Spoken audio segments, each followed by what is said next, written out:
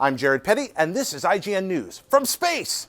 Saturn's sixth largest moon, Enceladus, has a warm global ocean beneath an icy crust, according to new research based on data from NASA's Cassini mission. Previous research based on Cassini's data showed that the moon may have a body of water at its south polar region. Analyzing gravity data collected during several close passes and 7 years' worth of images, scientists have concluded that the moon in fact has a global ocean. The moon's wobble as it orbits Saturn matches a model that has an outer ice shell that is not frozen solid at its interior. The global ocean is thought to be feeding Enceladus' plumes of water vapor, icy particles, and simple organic molecules from fractures near the moon's south pole.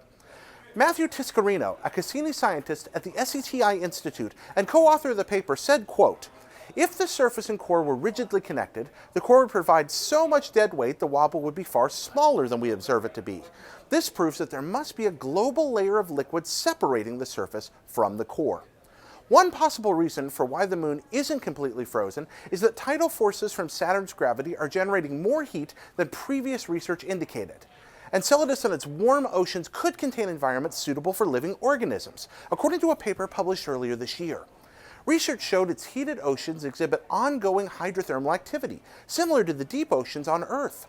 As Enceladus is too far from the sun for the star to provide energy-giving heat, hydrothermal activity within the ice moon's oceans provides the heat which could support life.